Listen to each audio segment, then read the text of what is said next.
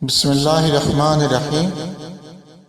حضرت ابو ہریرہ رضی اللہ عنہ روایت کرتے ہیں کہ رسول اللہ صلی اللہ علیہ وسلم ایک دن لوگوں کے سامنے تشریف فرما تھے۔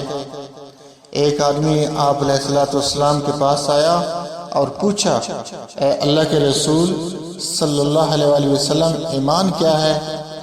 تو آپ علیہ السلام نے فرمایا، تم اللہ تعالیٰ، اس کے فرشتوں، اس کی کتاب، قیامت کے روز، اس سے ملاقات اور اس کے سامنے حاضری اور اس کے رسولوں پر ایمان لاؤ، اور آخری بار زندہ ہو کر اٹھنے پر بھی ایمان لے آؤ۔ اس نے کہا، اے اللہ کے رسول صلی اللہ علیہ وسلم، اسلام کیا ہے؟ تو آپ علیہ السلام نے فرمایا، اسلام یہ ہے کہ اللہ تعالیٰ کی عبادت کرو، اس کے ساتھ کسی چیز کو شریک نہ ٹھہراؤ، فرض کی گئی نماز کی پابندی کرو، فرض کی گئی زکوٰۃ ادا کرو، اور رمضان کے روزے رکھو۔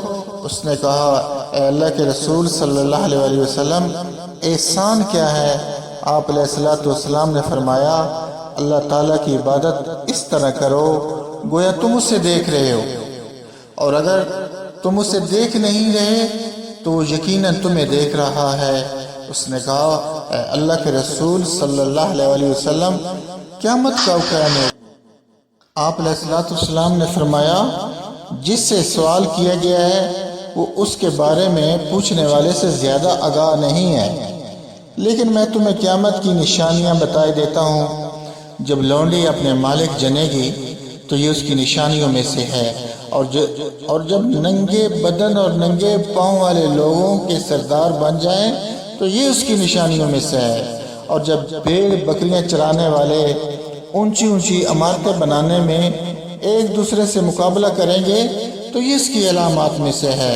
قیامت کے وقت کا علم ان 5 چیزوں میں سے ہے جنہیں اللہ تعالیٰ کے سوا کوئی نہیں جانتا۔ پھر آپ علیہ السلام نے یہ آیت پڑھی، بے شک اللہ تعالیٰ ہی کے پاس قیامت کا علم ہے، وہی بارش برساتا ہے اور وہی جانتا ہے کیا ارحام ماؤں کے پیٹوں میں کیا ہے۔ کوئی زیرو نہیں جانتا وہ کل کیا کرے گا، نہ کسی متنفس کو یہ معلوم ہے کہ زمین کے کس حصے میں فوت ہوگا۔ بلا شبہ اللہ تعالیٰ علم والا خبردار ہے۔ حضرت ابو ہریرہ رضی اللہ عنہ نے کہا،